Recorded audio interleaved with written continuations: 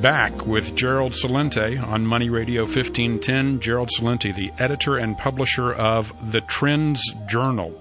Also written several books dealing with trends. Best place to find out more, would that be trendsresearch.com? Trendsresearch.com is just fine. Trendsjournal.com, trendsresearch.com. Okay. And you put together some regular reports.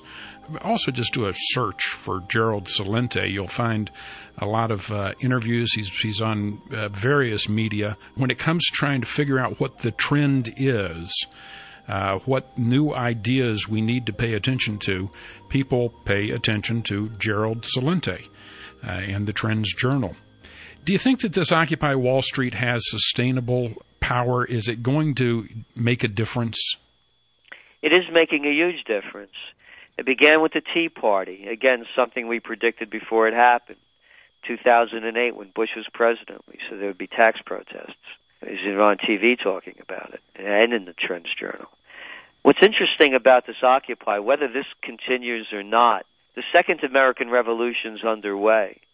And what's really very fascinating to me about the Occupy is that at first it started off very small, and it's still, Zuccotti Park, Liberty Plaza in New York it's a tiny place. You can walk around it in 4 minutes, 5 minutes. Mm-hmm. And but what's interesting is how it's caught on globally, this whole Occupy thing.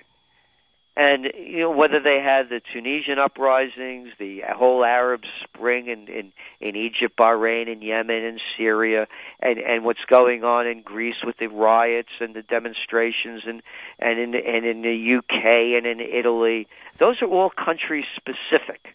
But what really essentially happened here in America is that, America was the country after we had our revolution. The French Revolution followed it. And also all those monarchies and dictators and autocrats that were thrown over during, since that time of the revolution was American-inspired in very many ways. And this Occupy thing has inspired a lot of the world. 80 countries, 950 cities. There have been Occupy movements. Something is very, very different going on with this. Can it be a reawakening of the American spirit? Maybe, and maybe it's an increased awareness that you get from the social networking. A lot of this garbage that has been foisted on us, we finally just say, enough. We're not going to take it anymore. And I got to tell you, as long as this continues in a nonviolent manner, I don't think that the powers that be can stop it. I agree with you. And the only violence, unfortunately, we're seeing is from the police. These people have to realize who they are and who they're protecting. I mean, protecting the Goldman Sachs gang or the Merrill Lynch mob. Yeah. I mean, come on, the police are the people. Their families are the ones that are losing homes, like so many other people. There's a great quote attributed to Gandhi: "First they ignore you, then they laugh at you, then they fight you, then you win." Yeah. Another thing with this whole, will it last, and will they be able to control it? I agree with you. I don't believe they are going to. And, my saying as a Bronx boy originally is that when people lose everything and have nothing left to lose, they lose it. And when the money stops flowing down to the man on the street, the blood starts flowing in the streets. Look, you remember when politicians used to campaign about how a wonderful, strong middle class America has? You don't hear that one anymore. No, nobody's going to believe that line anymore. So the thing is to bring America back to its greatness, and that's. And I'm not saying a redistribution of wealth. Yeah, it doesn't have to be a redistribution of wealth. Just a level playing field, please. That's it.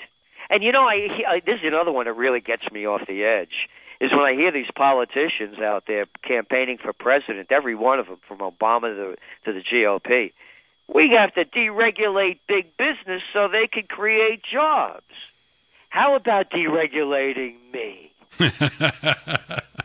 Gerald Celente. I always enjoy our time together, Gerald, and it always passes far too quickly.